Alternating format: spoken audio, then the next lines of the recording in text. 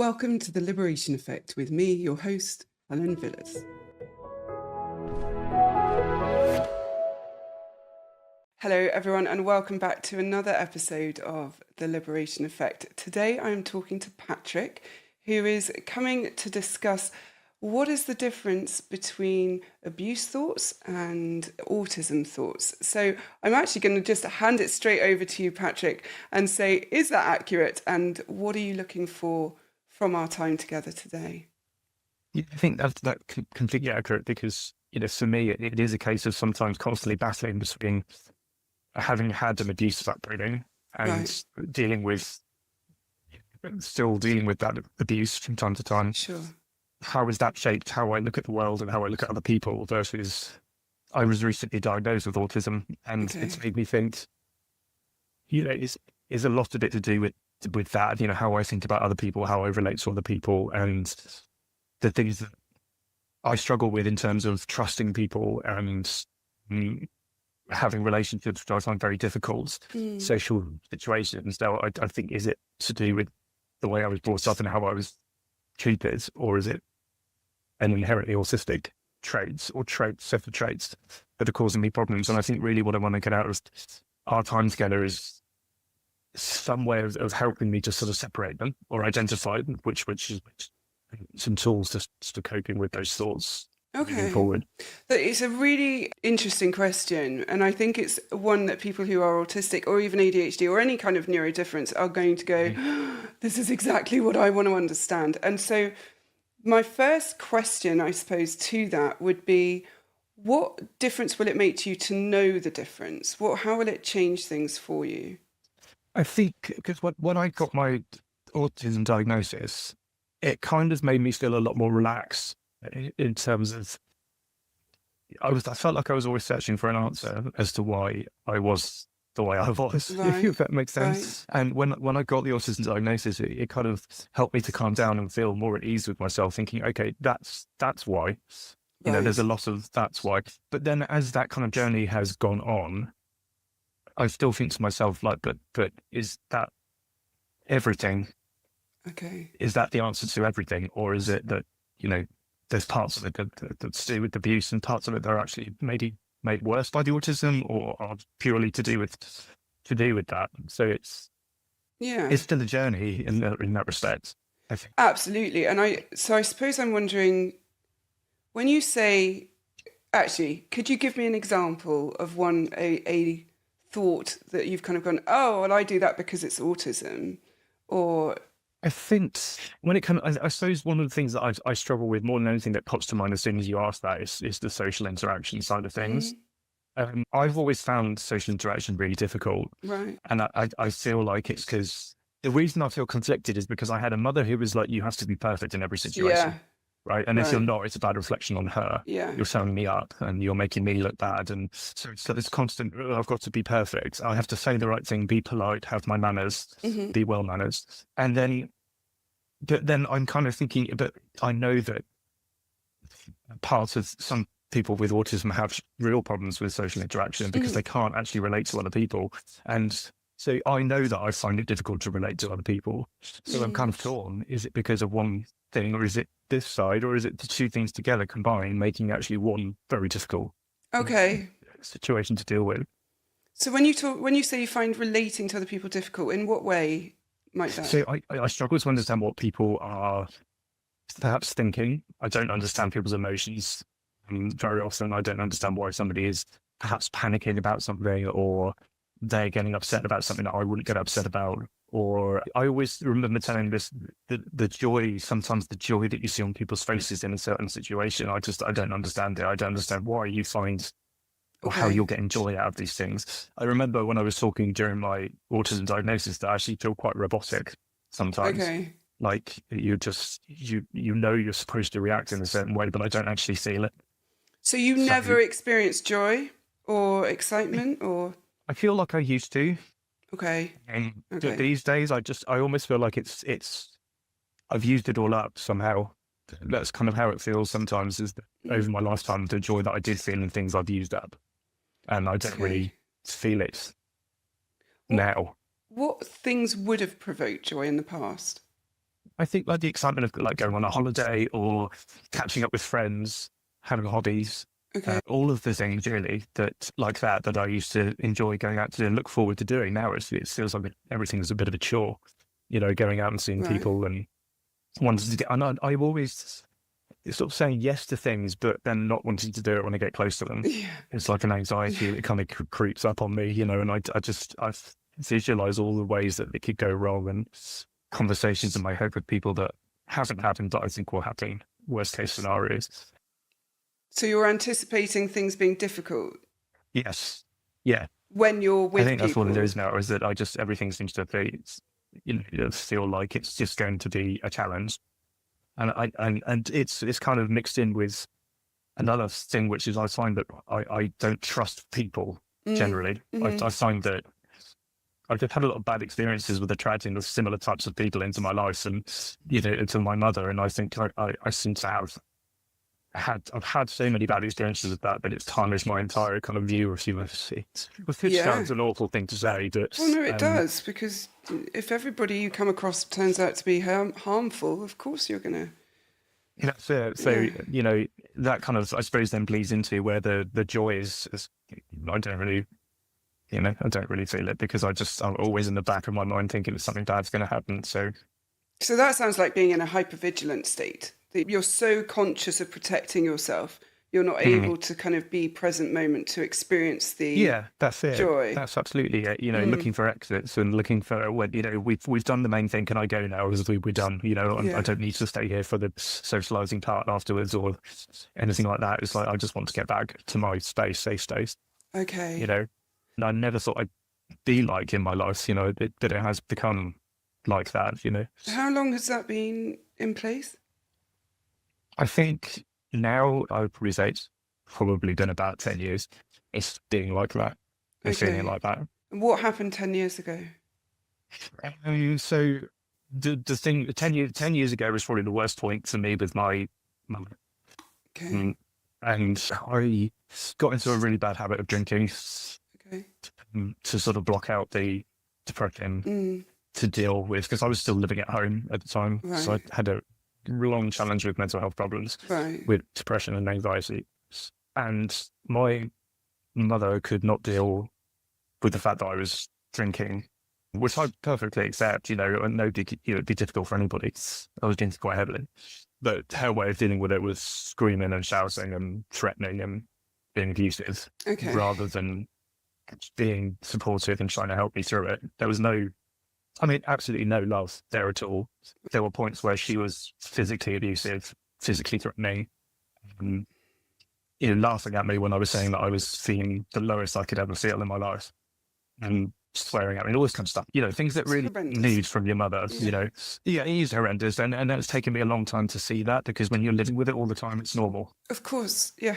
And it's only when you tell other people and you see that reflected back at you that you realise just how disgusting it is. I don't want to go into some of the worst parts of it because it's horrible.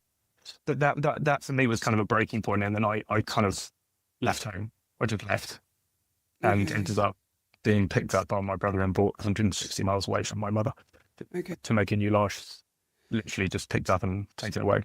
Okay. So that was the worst point for me. And I think it's from that point onwards, it feels like I'm having to rebuild some sort of sense of who I am. And I think I still don't know who he is. Absolutely. And that obviously this huge amount of trauma. So you've developed a coping mechanism. You're coping with depression, undiagnosed autism, anxiety as well. Yeah. And drinking or any kind of substance misuse is a hugely, and I hate this word, normal reaction to those things, right? Yeah, so I've realised. Yeah, I bet.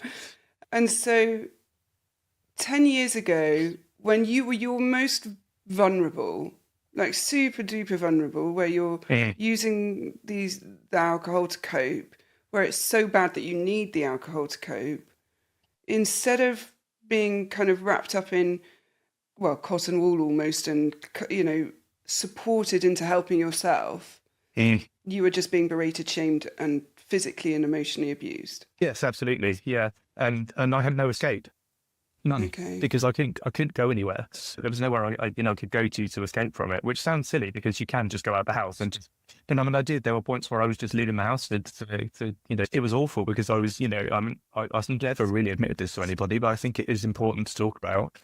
But I used to just go out with a bottle in my bag, jump on a bus, going to like the local town and just wander around all day rather than be in the house. Yeah. And sometimes you'd be stuck in town because you missed the bus or you can't afford a taxi back or whatever, and I'd just be there overnight just to get away from it, and so that was a thing. But when I was back at home, I couldn't escape her because she would just, she'd barge in my room and start shouting at me, or, I'd try and go into a different area of the house and she would follow me and sit there and start, jabbing at me, and, we'd end up in massive arguments, and it was just, very, very difficult to cope with. I mean, being almost, it felt like you're being hunted all the time, hunted out. And so you were prey. yeah, that's kind of what it felt like. And actually, that's it's an interesting thing. I mean, until this point in this conversation, I don't think I've ever thought of it like that. But it's actually a very powerful image to how she was.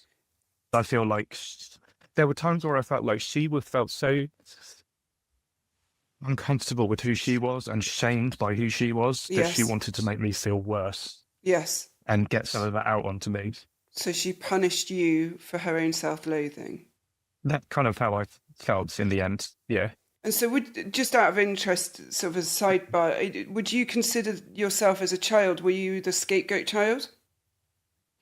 I don't know. I can't really remember, to be honest. There's a lot of my childhood I cannot remember. Okay. And I think it may have swung between myself and my brother. Okay. At different times, depending on what was going on. Yeah, that's normal. Well, normal is, but yeah. I think, if my brother was doing better, then I was the bad child. If I was doing better, then he was the bad child. Okay. Because I think a lot of it was to do with how we made her look. So you had to earn your position as golden children, and it would swap in and out? That's probably how I would put it, yeah. Which also might... Okay. Little bit of puzzle pieces maybe falling into place, but I wonder if... So do you have any contact with her now at all? No, it's been, and that's only been recent in the last year or so. Myself, my brother, my sister-in-law, we've all made the conscious decision. That is it. Okay. We're not having any more to do with, because she's, on another note, my brother has children, young children. Right. And neither of them make any effort with those children whatsoever at all. Right. And my sister-in-law's given them time, chance after chance after chance, right, to be part of their lives, because it's, ultimately the children are separate from this. If they want to have a relationship, they want to have a relationship. We can't tell them no. I think now it's got to the point where she's got, no, we're protecting you from grandma and granddad because they are not good people. Well, and so that's happened in the last year. We've all consciously made a decision. I think also because I opened up to my brother about the full extent of what happened to me. Okay. And so he's now realised that, that's not something we should have in our lives. Good. No. Good. To answer your question, no, there's no contact. Sorry, it was a long way of explaining there's no contact. It's a really good context, because actually what's really great to know is that your brother and your sister-in-law are on board. That thing about the children having their own relationships, I feel, I don't know, if you've heard me talk about this before, but I feel very strongly a narcissistic parent, they become a narcissistic grandparent, and if they're abusive, if you have to protect yourself from them, then you have to protect your children from them, right? Okay. So how long have you noticed this kind of, how long since you became aware of this, not being able to trust people, feeling quite kind of hypervigilant and stuff? How long, have you been aware of it? I think it kind of developed probably in my sort of mid-20s. So I think it was probably about maybe 15 odd years. Okay. This thing kind of going on, and I'm not quite sure what triggered it. I think it was a combination of events. To be honest, I was working. I used to be in corporate IT, management. So I had quite a high-powered, high-pressured job, and it was kind of salesy as well. So there's a little bit of dealing with salespeople, and we all know what that can be like. You think the pressure of that somehow I feel like somewhere along the line, it just sort of like broke the last thread I had of holding on to reality and holding Okay. on to my sanity. I feel Okay. like because I was dealing with pressure at home, I was dealing with pressure at work. And then all of a sudden, I feel like I broke, and it was just like, do you know what? People are just awful. People are Right. just awful. I can't trust people at work. I can't trust people at home. I can't trust, I do have a couple of good friends that I've had throughout my life, and they've never treated me in a bad way at all, right? Amazing. I can rely on them as a barometer for how human beings I would like them to be, Yeah. But that's kind of a drop in the ocean to the amount of people that I've met in my life, and the majority of them have ended up just being transient friends, and you feel like afterwards, you were only there because you wanted that from me. Right. You were only there because you wanted that from me, and now Yeah. you're gone. And that kind of started happening around my mid-20s. Okay. So your experience of people is that they are there to benefit from you. Yeah. Take advantage, I feel like sometimes, because I feel like I'm the kind of person who I will talk to anybody in a room. I used to talk to anybody in a room. I used to want everybody to feel welcome, and I used to be open and try and want to find common ground with people and Mm. talk about, especially if they had an interest that I had an interest in as Yeah. well. I could talk to them for hours and hours out, right?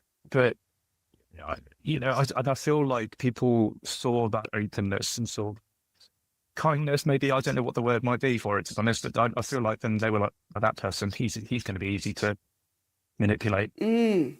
But no one. Also, the initial signs of being manipulated, I don't really notice it. Okay. I've just had just to say, I just had a French person that I knew that's just broken apart because she turned out to be exactly like my mother, but I didn't see it, Okay. which I find terrifying. It is terrifying. And there's the crux, right? Because you say, I can't trust other people, but actually it sounds more like you can't trust yourself. Yes.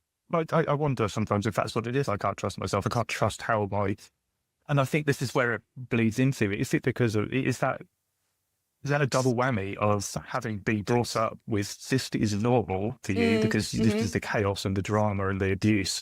That's normal to you, and that's where your head feels stable almost because that's what you've grown up with. Actually, I can't trust my own brain because this is where it bleeds into, is it just an autistic trait as well? Because I know that with, some people who have autism, it's like they cannot see those things happening to them right in front of their face. And Well, I so, can't sometimes. yeah, so there is truth in that. So autistic people are more, and ADHD people, more vulnerable to being emotionally abused simply on the basis of that they're not very necessarily, not always, but sometimes not very good at seeing the sort of subtext to someone's behavior, right? Yes.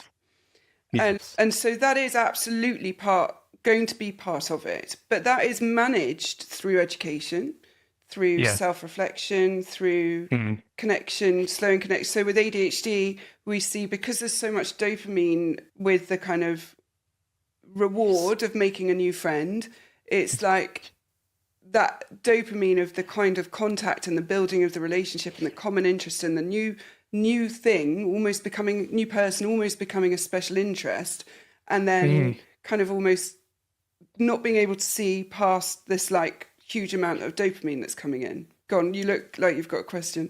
Well, it's a feel if I get stuck a chord actually, Okay. because that feels very familiar. That Okay. feeling. Yeah. And I've always felt like I have quite an addictive personality. Yeah. I think that's where the alcohol got a hold of me as well. Yeah. I feel like if I'm ever going to do anything, it's to the fullest. I'm So not going to just do a little bit of it. did you get assessed for ADHD as well? No, just autism.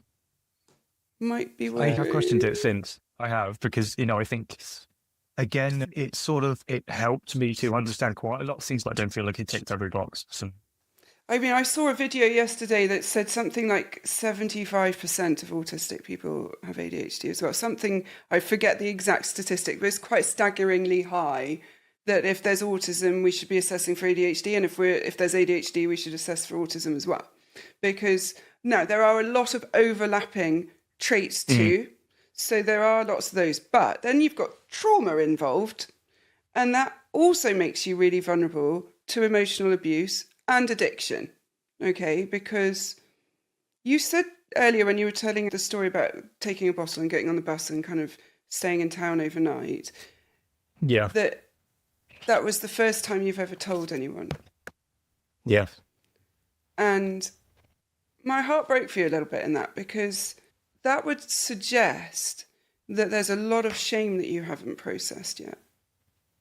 Oh God, yeah, absolutely. Because aside from how I was kind of felt like I was conditioned to be this model person, model human being. Yeah. My father was a police officer. Right. Right, So okay. when we were very disciplinarian, Right. a massive disciplinarian. So we had that going on. I think that kind of also made us sort of fear being naughty as children, and also not, being bad as adults, and I always felt like we could never behave in such a way that would break those rules, right? So there was that. I was also a police officer myself for 2 years. Right, I okay. joined as a special constable when I was 21. I Cool. did that for 2 years. So again, it was like, this law-abiding kind of person. Now, there's nothing illegal about drinking, but it felt wrong to me, and I felt ashamed that I was this person. I felt ashamed that I was this person who was, going through a bottle of vodka every day, Right. and running off into town and being one of those alcoholics you see on the street. That's how I felt, and I felt ashamed of that. And I Yeah. still feel ashamed, I think, of being that person. Now, I understand that I was doing it. And actually, there's so many people since then who've said to me, you weren't an alcoholic, Patrick. You were in pain, and Yeah. it was like a medication for you. Mm-hmm. And the proof of that is that the minute I was brought away from it, the minute I came up away from my mother and that situation to where I live now, it stopped. And I've been sober for Right. 6 years. Right. And I have What? no desire to drink, none. So let's reframe this a minute then. Let's reframe this idea of. So first of all, I just actually want to go back and say my belief when it comes to substance misusing, and I don't know again if you know, but I've got my own history with that, is that the reality of it is that every single human that I have met has had trauma and is in pain and has developed a coping mechanism. And I don't want to sit in the camp of Gabor Mate, who says all addiction is trauma. I don't want to sit in that space, because that's not, as far as I'm concerned, true, in that there's got to be a No. genetic and environmental influence. There's all sorts of different things. But what I would love to reframe for you is how clever you actually were in that moment. That there you were, feeling completely powerless, completely without direction. You had no support, but worse than that, you were being abused regularly. And you went, then I need to escape this situation. The only way I can do that is using vodka or alcohol.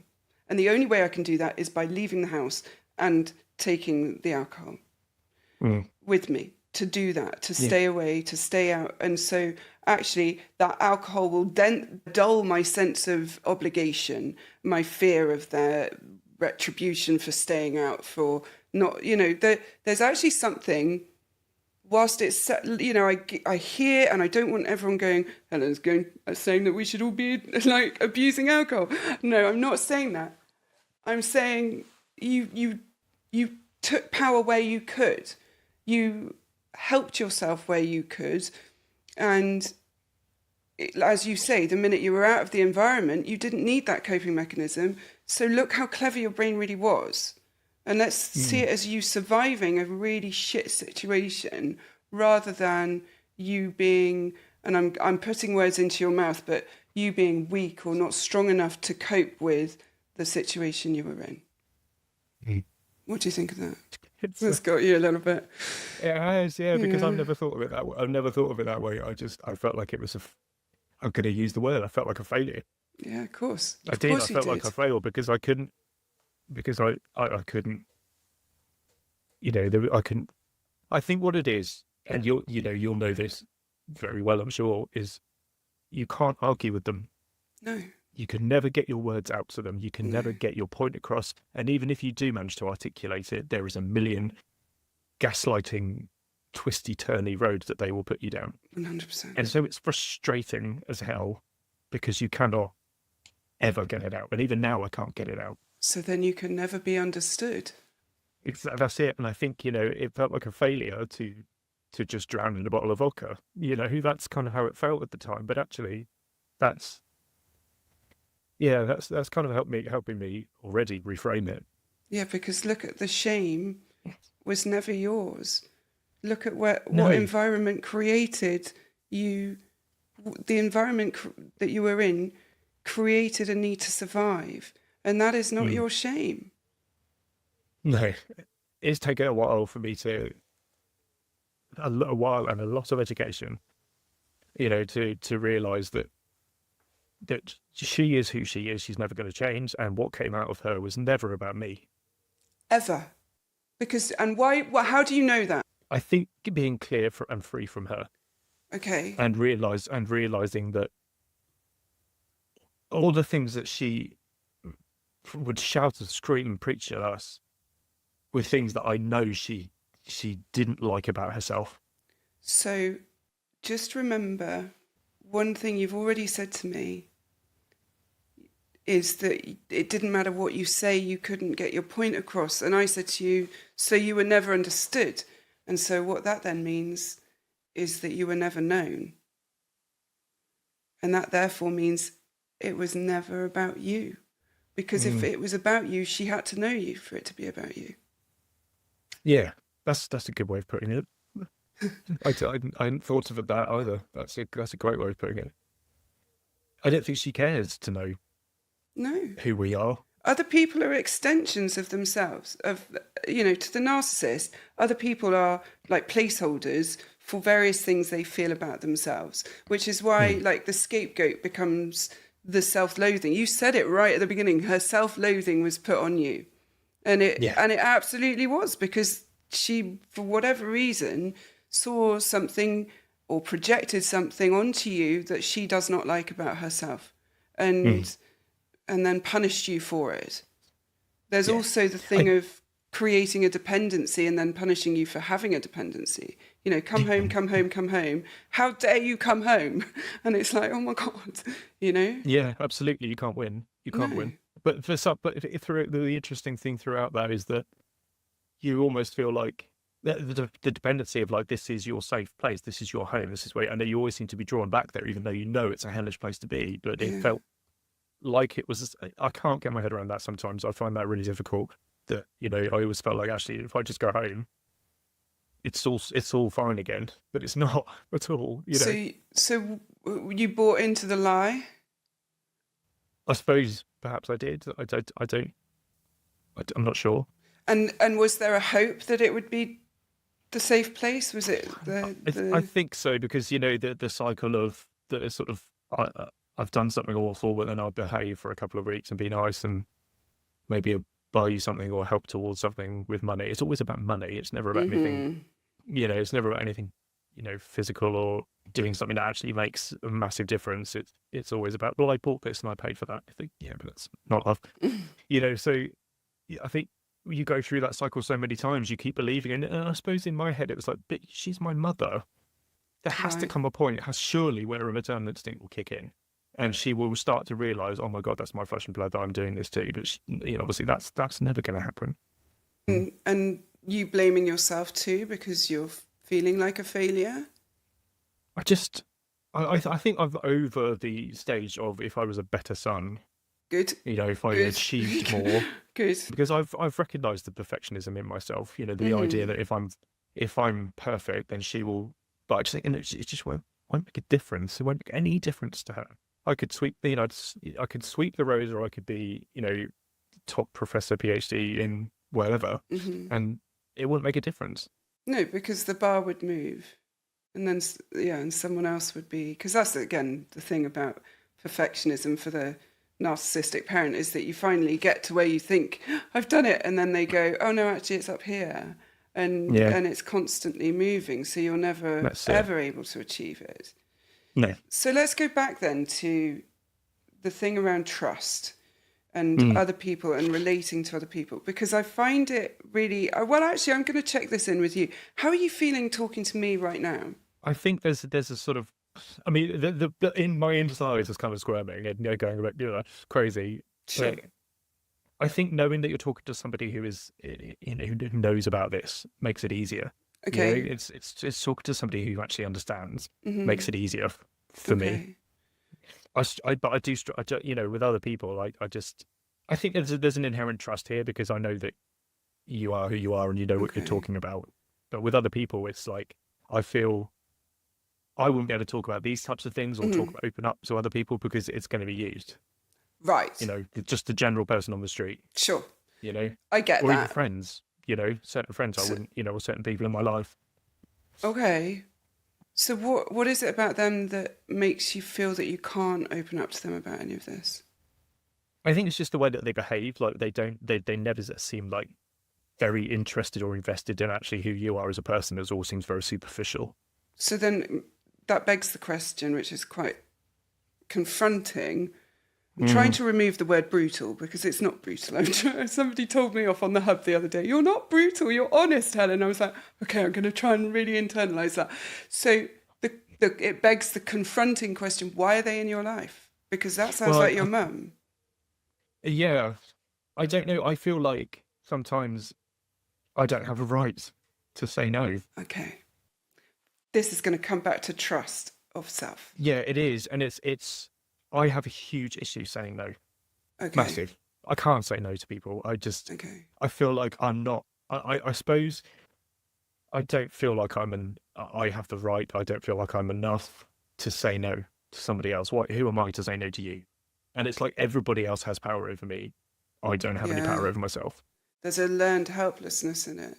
Yeah, it's Yeah. the biggest thing I struggle with is saying no. What's I the try to fear? say to myself, upsetting other people, losing things, Okay. losing contacts, losing more family, being alone, stuck alone, disappointed people, letting them down, loads of it's the catastrophe. That's that catastrophizing of if I say no, the world's going to end.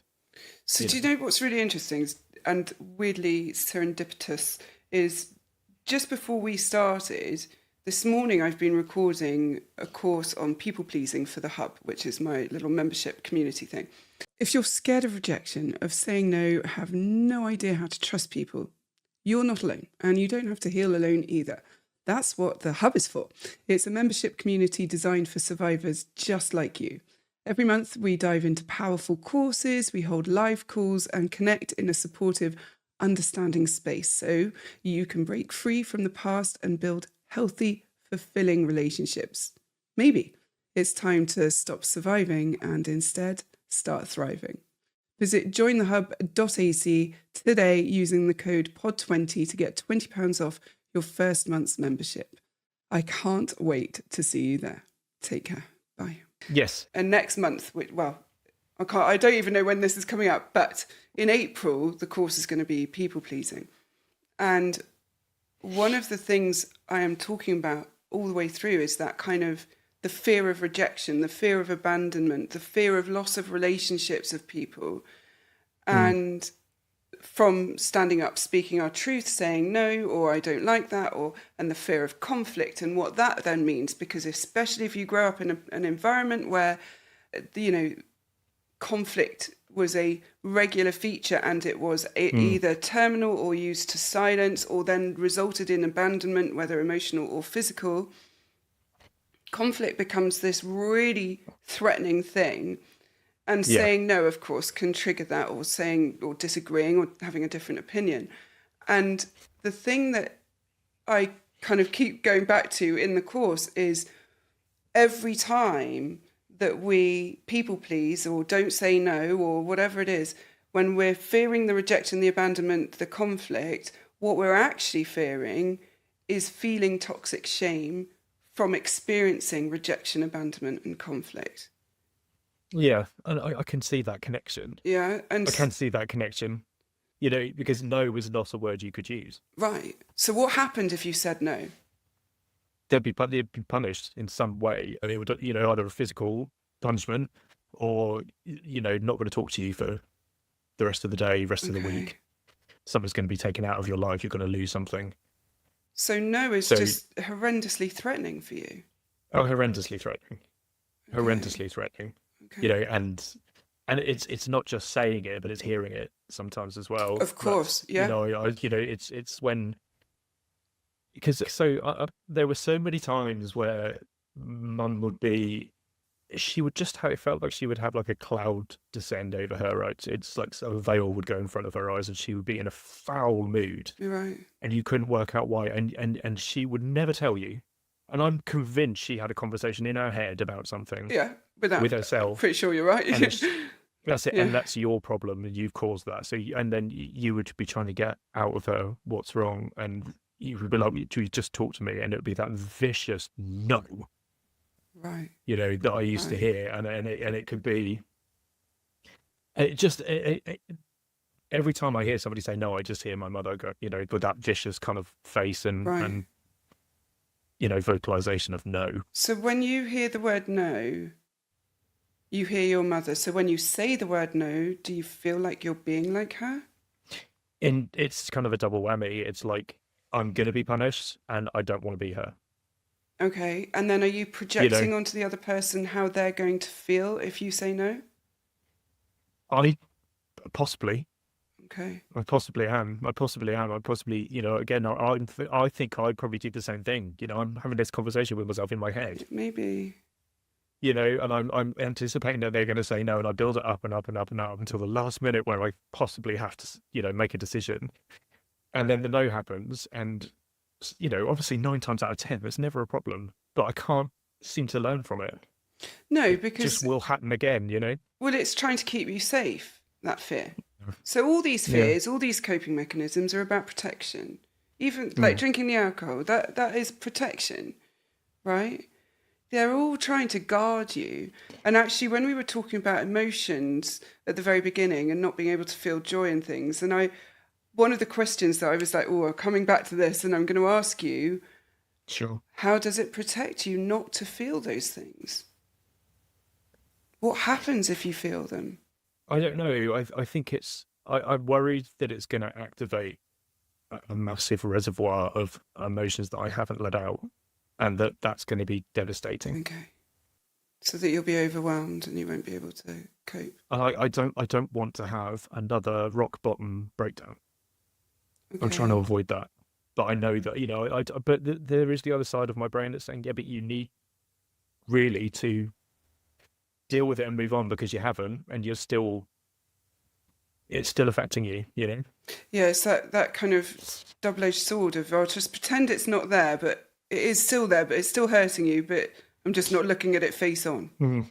So That's it. yeah. And the other thing when you say, how is it protecting me? I don't think it is, but when I look at my life now, I feel more isolated and more unable to react to be around people and interact with people than I did before. And I just think, that's because I think you built your walls up too high. Well, And I feel like I need to let them down a bit. well, there's a reason that you've built them up so high. Do you know why that might be? Can you think? I think when it comes down to it, for me, it's a case of the one person in my life who should have been the most protective, should have loved you the most, should have done everything that they possibly could to give you the best start in life, didn't. Mm-hmm. And I think if she can do that to you, then you ain't got a hope. I think that's what it is for me.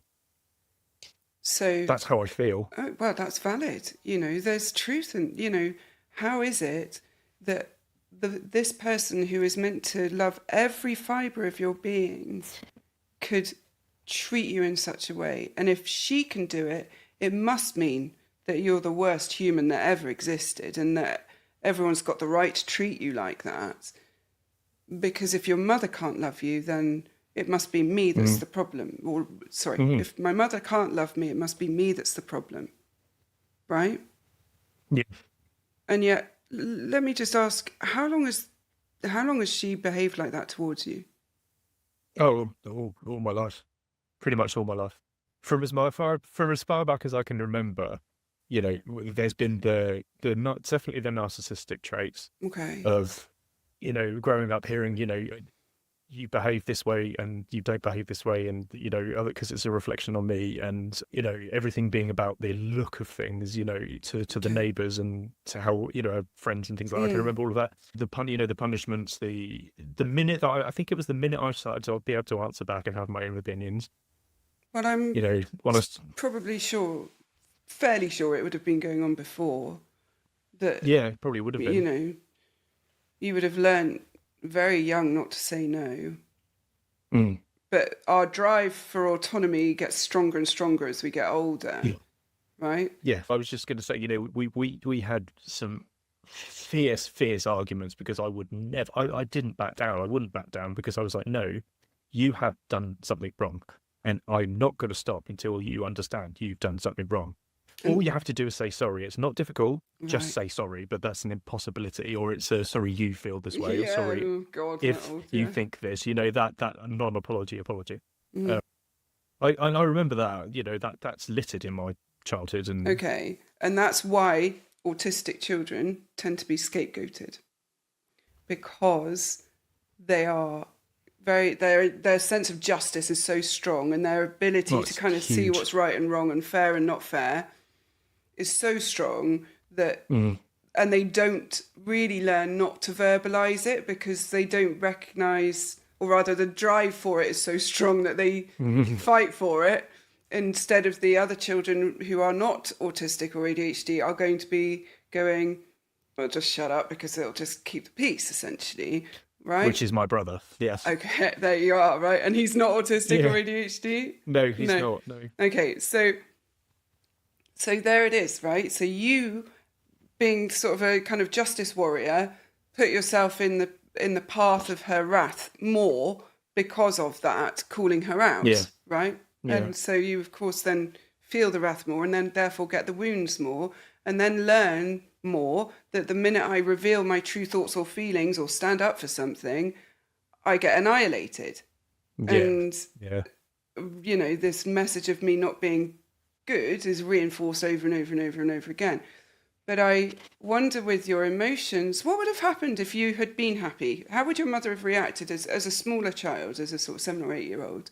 How would she have reacted if you'd have been happy about something, like going to a party or I don't know, some kind of childlike thing?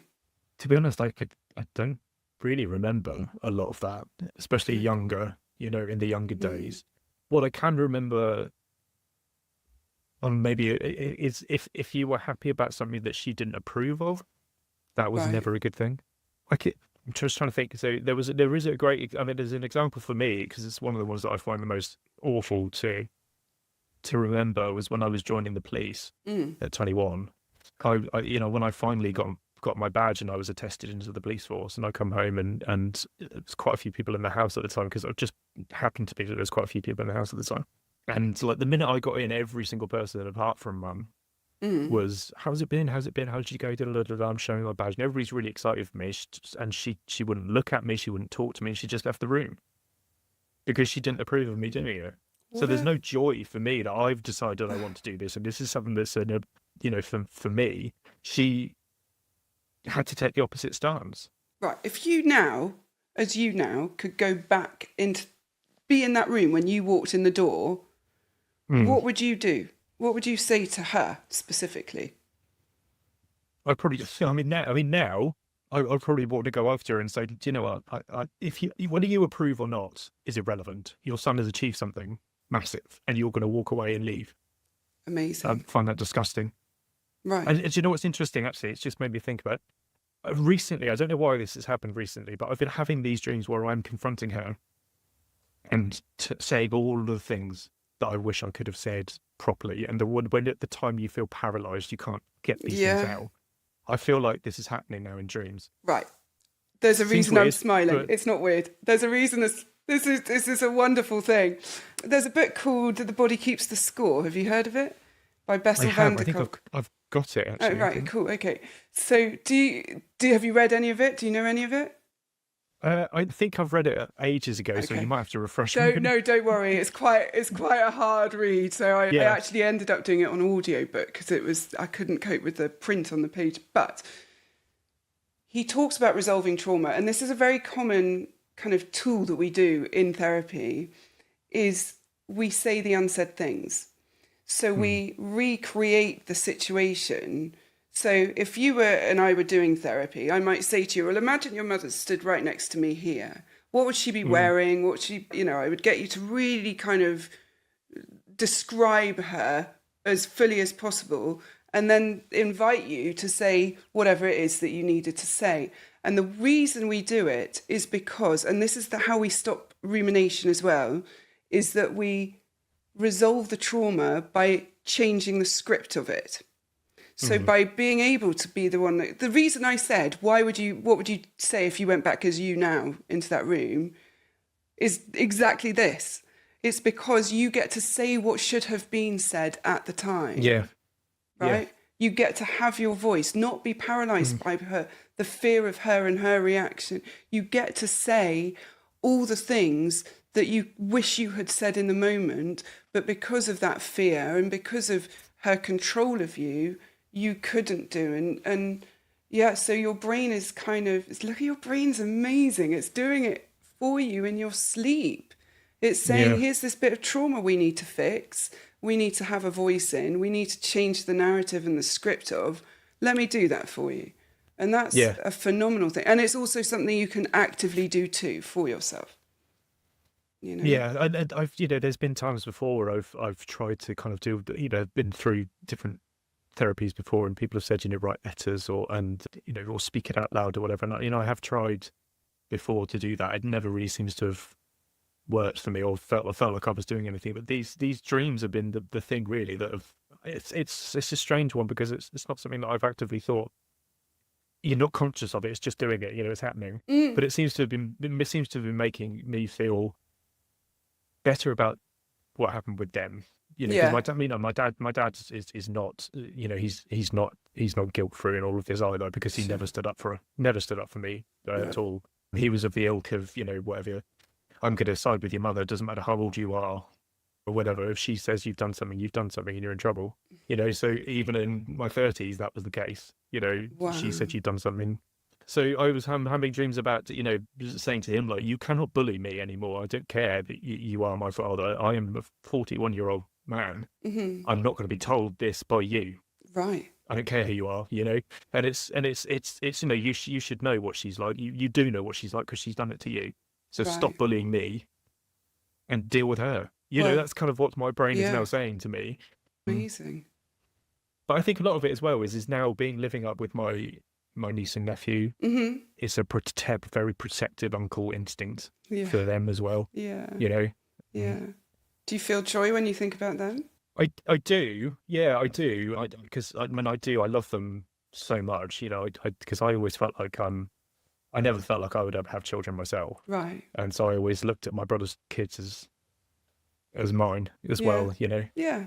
But that's an interesting point, actually, talking about like mum and happiness, if something's made you happy. When my brother had his first child, when he was newborn, we came up to see him. We just travelled to where I live now from where I used to live. And we all came in the room. My eyes were firmly fixed on my nephew. Went straight up to him, tiny little bundle of sticks that he was at the time, cute little thing. And I was, a flood of tears, and this is my nephew kind of thing. And she completely ignored him and walked straight over to the window to look out the window. I was commenting on the flowers in the garden. Wow. Yeah, I know. Well, I've got a fairly good idea why. What's your take on that? Why she did that? I'm not sure. I'm not sure on that one. I don't know what it was. I don't know why she did that. I'd be interested to hear what you think on that, actually. Well, I wonder if, and again, I'm open to obviously being wrong about it. Yeah. How does she cope? Well, no, actually, I'm going to give you another example. What's the similarity between your nephew being born and everyone going to visit and you getting into the police? It's not about her. Yeah, that's what I would say. It's not about her. So Yeah. she distracts, deflects, takes attention away from whoever it's about. So the nephew or your sister-in-law, perhaps, or even your brother. Yeah. Do you know what? That's, yeah. Is it just falling into place a little bit? There's lots of other situations Yeah, now that are just, popping up into my head of, yeah, it's not about her, exactly. How can I bring focus back to me? Well, I'll get up and walk out of the room and let everybody know I think this is a terrible idea and I disapprove of him joining the police because I'm just such a worried mother. And right? Yeah. Right? Yeah. Not because it doesn't look good for me and I want my son to be, I don't know, prime minister or whatever it might be that she had lofty expectations of. But the thing of notice how anytime she's not centre of attention, how she makes herself. Yeah. Whether that's through a look at me behaviour or a remove her absence.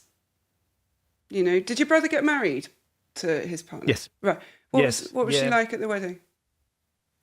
I don't know. I feel like she kind of faded a bit into the background, which sounds a bit strange compared to with some of the things that we've been saying. But one of the things I've noticed about her before is that I find it if she's in a room where there's bigger energy and bigger power, she Right. kind of diminishes a bit. Oh. I know it's interesting. It feels like it's almost that's not how she would behave as the type of person that she is. I've often thought this as well because she has a lot of. Sorry to kind of go away from the wedding a little bit No, there, you're but fine. she has a lot of friends Mm-hmm. who are bigger, badder narcissists than she is, right? And Okay. there's been lots of them throughout my childhood that I can remember, and they've Right. always been very dominating over us, dominating over my mother, dominating over my father, even in our own home. And she seems to attract these people into her life as well. And so, but she sort of diminishes slightly in these people's presence. Would you describe her as covert or overt presenting? Covert, I would say. Okay. And those people are more overt? Yeah, I would say so. Yeah, definitely. So that is 100% typical. So coverts Really? defer Yeah. to overts. Actually, I wonder if it's come out yet. There's an episode I do another podcast called True Crime Body Language with Paul Russell, who is a consumer wow. behavioural psychologist. And he and I look at various different true crime cases. We look at the footage and he basically tells me all the behavioural markers and things he's seeing. And we actually were discussing this the other day of, oh, I know what it was in. We recorded an episode, and it's not come out yet, on the man's family. And right at the end, there's a scene where there's an overt and a covert essentially arguing. And you see, Okay. and we talked about, like, well, you've just witnessed what an argument looks like. And the covert was very dramatic and, oh, poor me. And the overt was extremely calm and cool and just domineering and dominating. Yeah. And the reason I'm just sort of sharing that is just because the idea is that when people ask me all the time, do two narcissists marry? And the answer is yes, absolutely. When it's an overt and a covert together, what we typically see is a kind of handing over of power from the covert to the overt, but they're actually retaining an awful lot of power. So it looks like they're giving all this power over, but actually the gain and benefit they're getting from that overt being in their life is massive, and they're quietly controlling kind of all the situations and dynamics and stuff, but it looks like they're very helpless. So if you think back to where these overts came into your life or your mother's life, and then her benefit and gain from those relationships, what do you see or think? Can you notice Yeah, anything? I mean, I think it was maybe she was getting connections, or she was having more of a social outlet than she probably would have done beforehand. So I can see that there's maybe a benefit. She's one of these people where, I mean, it's kind of, to tell you what, my niece and nephew watched Keeping Up Appearances for the first time recently. Okay. And they said, that's Nana. Oh, wow. Okay. She's everybody loves me. I know everybody. I've lived here my whole life. I know everybody. Everybody knows me. I know everybody. And she's the type of person who will walk down the street and go to somebody and they don't even know who she is. But she pretends she knows them, and she expects that everybody knows who she is, So, and I think that there is this thing within her that she probably knows that people don't actually know who she is, and a lot of Right. people probably don't like her. But by being associated with somebody who, because a lot of these people have they had like Hmm. maybe prominent jobs in the community, so she Right. would know who they were, and then she'd be part of it by extension. Right. Yeah. I think that sort of fits with what you're saying, really. Yeah. That sounds okay. So I'm going to come back to your original question about Yes. autism and trauma Yeah. because this is all really relevant to it. And ultimately, I think there's a definite identification of the idea that autism makes you more vulnerable in terms of not being able to understand people's subtext or motives necessarily. Mm. But what you've actually been describing to me is somebody who has got a relational pattern based in their mother's behavior. And so that all the people that they've attracted have been like mum's behavior, or maybe even Yeah. dad's too. Yeah. And Yeah. and so the kind of assumption in the very both trauma and autistic way of thinking of black and white, all or nothing, is that everyone must be this way because I've Yeah. seen it so many times. Here's my proof, here's my evidence.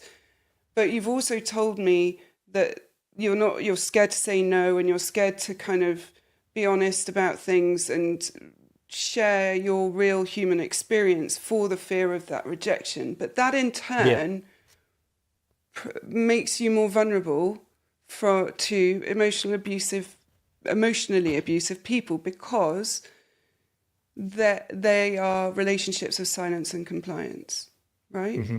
Yeah. When we've been conditioned and we haven't broken the conditioning of silence and compliance and agreeableness and, just deferring and keeping it quiet and people pleasing and doing everything for everybody else and not expecting anything back in return, or not even that it's in return in a kind of transactional thing, but not looking for reciprocal relationships based in equity.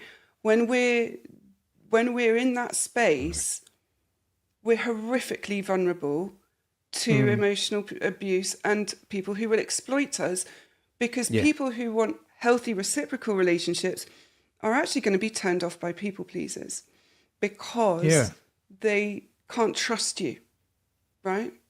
And actually, one of the very hard truths about people pleasing is we're trying to control other people by doing it in terms of their Yeah. acceptance of us, their rejection or lack of rejection, the conflict. And it's a really difficult thing because it's unintentional and it's not in the same way in any way. And it's not about having dominance or power or control. It's just to protect ourselves from feeling that toxic shame, right? Yeah. I completely get that. And I know that I do that. Yeah. I know And that I do that, and I know that I'm.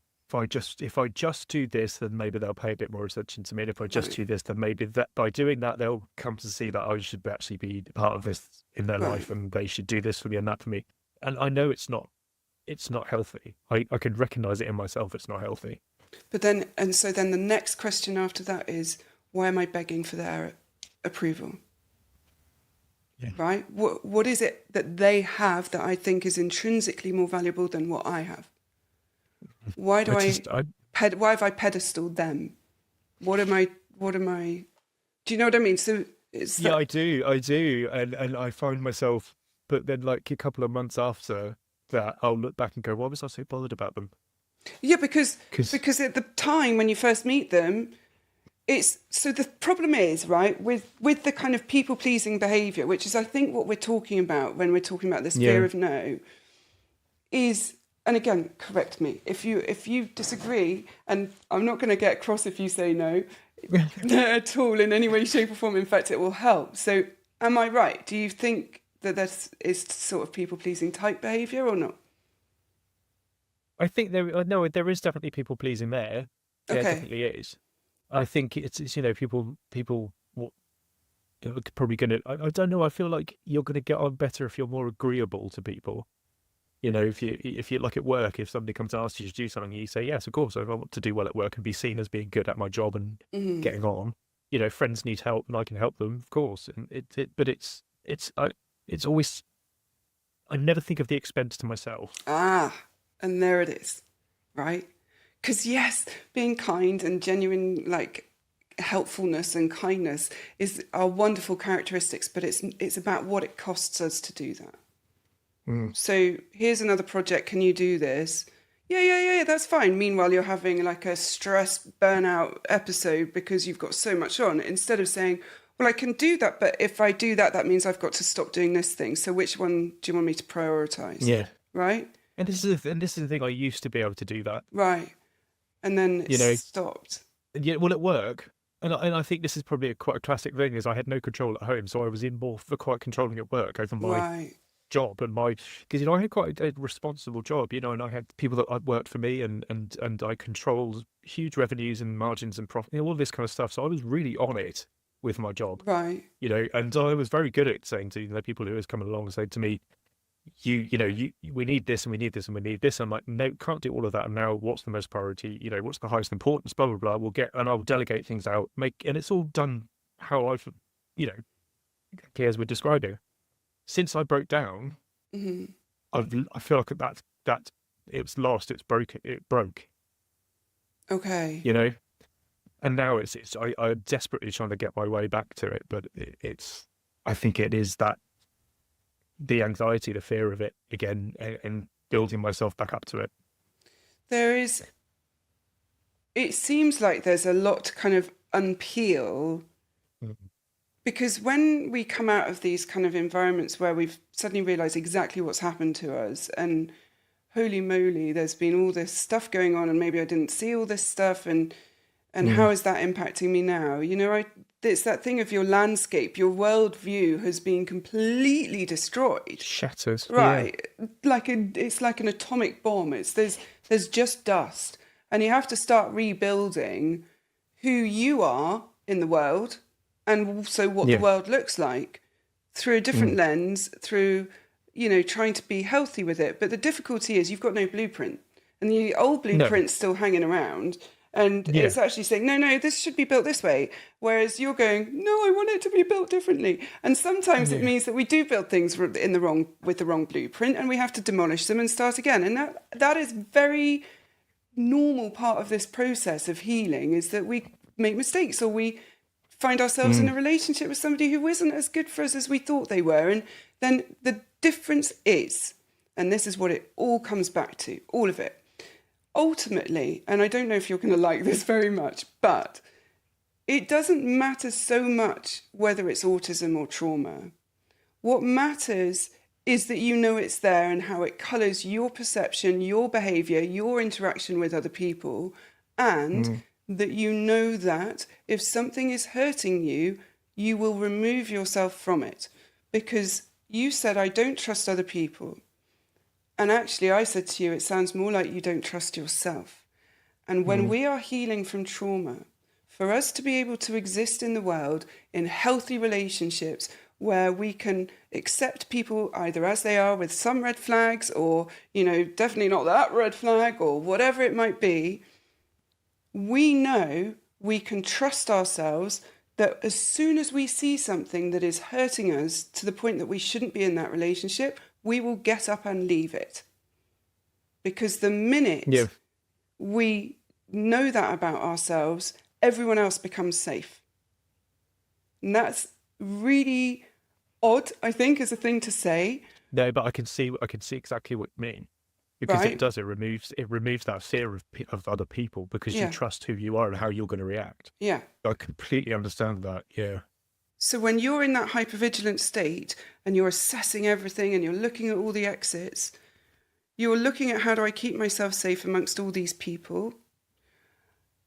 And whilst there's space for that, absolutely, I think it's very sensible to know where the emergency exits are in a like shopping mall or a hotel or whatever. That's very reasonable.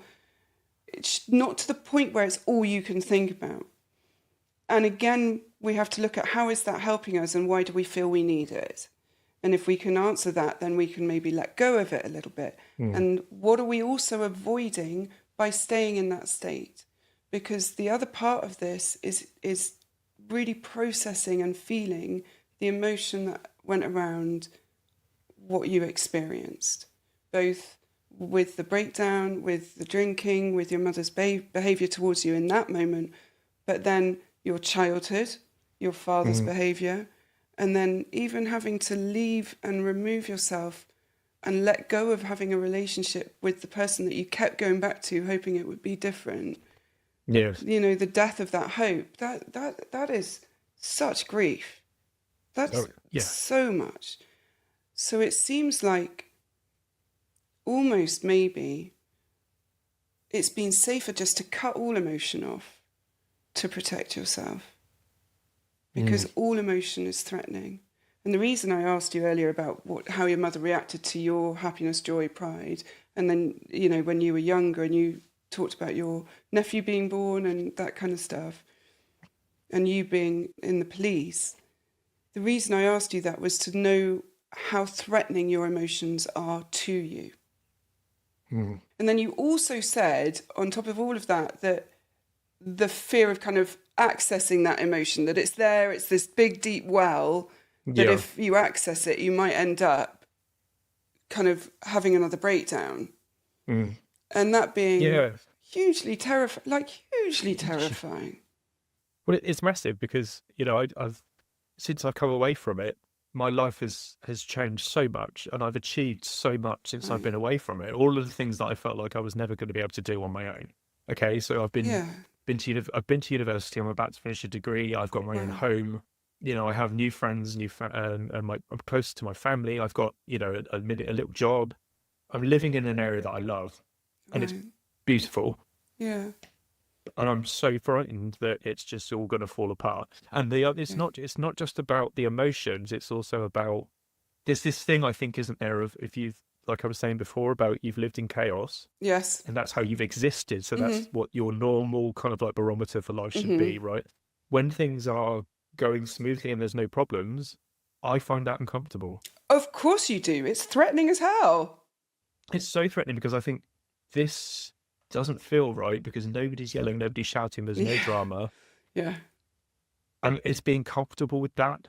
Yes. And I feel like I self-sabotage it sometimes. Absolutely, because it's almost like, and I mean, again, I hate this word, but it's so normal because it's like being in the eye of the storm, isn't it? When it's calm, because it's like, well, I know something's coming, I just don't know when it's going to come, and we're just waiting for the next, or the shoe to drop, the other shoe to drop, right? Yeah. And we're sitting in that space. What I'm going to offer you in that is what I offer absolutely everyone, because I think nearly anybody who's grown up in that environment is going to experience the exact same thing, of the fear of the calm, because almost that can trip you almost further into being hypervigilant. And like you said, self-sabotage it, find something to create a chaos. Yes. The thing that you have to remember when we're healing, one of the things I think we sort of set ourselves up to believe or expect is that I will be healed when bad things stop happening, or I stop having, and I'm going to use this inverted commas, of bad emotions, right? I'll never feel sad again, and I'll never feel overwhelmed or stressed or anxious or any of these things, right? But actually, that's not what healing means. Healing means being self-aware, knowing where we're bringing old stuff into the present moment that may be colouring how we're seeing it, not necessarily discounting it, almost like saying that this situation I'm currently in isn't a problem because it's actually my trauma that's making it a problem. Well, it might be partly, but don't discount the fact that this situation also might be problematic, because there's a reason your brain is going, this is dangerous, we felt this before, right? Yeah.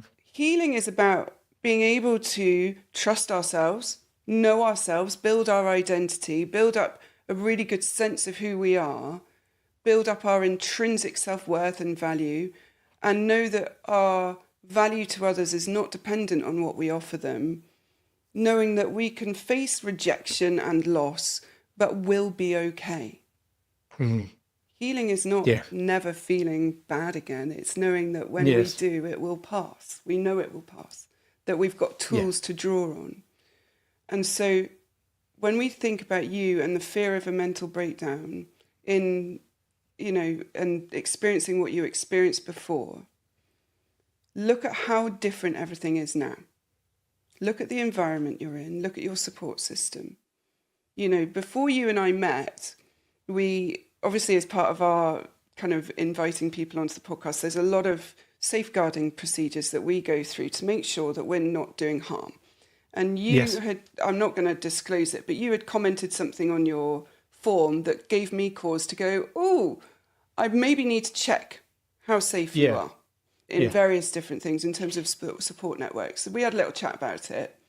And I was reassured that the environment you're in now is, and don't, you know, you have to be reassured. It's not my view of it is not necessarily the one to hold as like, well, Helen said it's okay. No, you know, you're the one to decide whether it's okay. But Yeah. I get that. you're good. Your view of your description of your support network, of what our little conversation was about, what the thing was balanced and measured, insightful. It was self-aware. It was conscious. It was thoughtful. It wasn't defensive. It wasn't denial. It wasn't dismissal or minimizing or any of those things.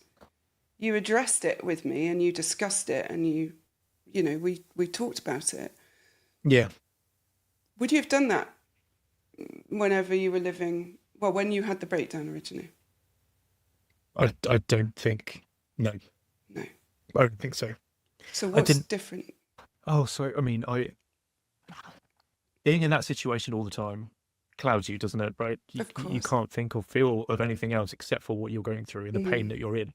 When you come away from it, you're able to process. You're able to learn. Yeah. You can look back with a more objective head. Yeah. And I look at it now as, without, you know, talking about the specific thing, I look at it now as it's just another path in my head of escape. Exactly. Right? And whereas now it's a shadow, it's a memory. Okay. You know, and I'm protected from that by what I have around me. Right. By allowing myself to be part of things like this. Okay. And talking about it and letting it out. So and trying to navigate through it and trying to find a way to understand more and work on myself, you know. Okay. So if that's the case, what is different now and when you have a problem than then when you had a problem? Now I can talk to people and I get support. Okay. Measured, calm, thoughtful support. I don't get berated and shouted at and screamed at. So the difference, the really big difference, you're not in an abusive environment right now. Yeah, that's it. I mean, I'm safe. Right. You know, and that's taken time to realise. I still have moments where I wobble. Yeah. I don't feel like I'm safe. I still, you know, I have things that trigger, I suppose, is the word. I don't like that word myself personally, but because I don't like the thought that there are things that can trigger me. I know that they do. And it's a pride thing of being triggered by things. Hear yourself. Can you hear what you're saying to me? Yeah, I know. I say to people that I don't like it because it's just one of those, it's a word that people use too much, but I really don't like it because I think I'm ashamed of being triggered. Okay. Your work around shame, your fear of not being perfect, of not being good enough, because of course the cost for you for not being perfect was awful.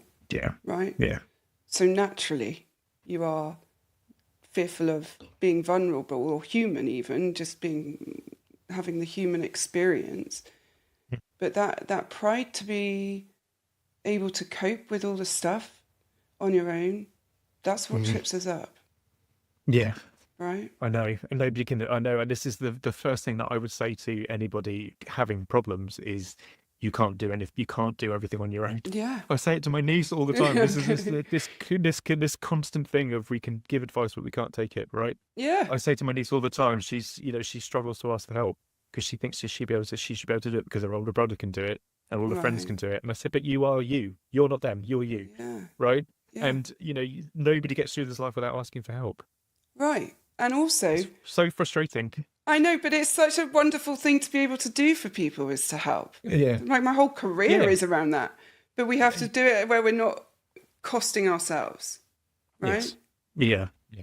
So, Patrick, we're just kind of coming to the end now, and I just wonder, is there anything that we haven't talked about that you, or questions that you've got left that I haven't answered? Is there anything, any thoughts or anything that I need to go over or clarify? Not that I can really think of. I think, for me, it's just moving forward, how I'm going to take Okay. it and sort of, whether I should think about talking again, going back to having some sort of therapy, counselling to sort of let these things out and work on these things. I think it would be a wonderful idea. Yeah. But with someone who really understands this experience. Yes, that's it. And that's where I've actually struggled, I must say, because, it's finding somebody who actually understands, not just somebody who's just, because I've talked to people before and they've said, well, I understand narcissistic relationships or parents or whatever it is. They've not been through it. Yeah. And I just think you can read about it, but if you don't know how it feels to have that psychotic kind of, behavior thrown at you, it's difficult to talk to somebody about that. 100%. I absolutely agree. There is, on my website, and this is for anybody obviously listening, there is a directory of therapists who, there's only 3 of them on there because I'm very, very selective around who I recommend. And it's good to hear. They've trained with me and they know what they're talking about and they know what they're doing. So I highly recommend looking at any of those that are there. And then also, obviously, there's the hub you could look at joining, which is, we do courses each month. We did rejection in January. We did trust in February. We are doing, what are we doing? I've forgotten. How bad is that? We did rejection. Oh, no, we did self-awareness in January and learning how to be self-awareness. And then we did rejection, and then we're doing trust this month. And then we do live calls and everything else, like where people can do Q&As, not related to the content necessarily. Obviously, you can do that too. So, but there are also loads of other places and spaces like the Facebook groups and stuff. It's about finding people who have experienced it. You said earlier about not being able to talk like this to people around you because they haven't experienced it. And there's so much truth in that, especially when we're just trying to kind of really understand it, honour it and validate it for ourselves. What we don't want to do is give it to someone who then goes, well, that's not that big a deal. My mum did that. And you go, okay. Yeah, that's it. Well, there's that. There's definitely that. And I've definitely come across that. The other one is, but that's your mother. How can you behave like that to your mother? And I just think, what I always throw back to them is, if you had anybody in your life that treated you like that, what would you do with them? It wasn't your mother, saying it was a friend or a co-worker. What would you do with them? And they give you the whole spiel about what they would do. And I think, well, so why did your mother get to treat you like that? Yeah, exactly. Isn't it worse that she's doing that? Yeah. Yeah. I do shut off to people, I'm afraid, when they start speaking like that. I just think that I can't deal with your energy. Well, yeah, and I mean, one of my favourite responses to that is, why are you asking me to tolerate abuse for the sake of DNA? Yes, absolutely. Right? Yeah, absolutely.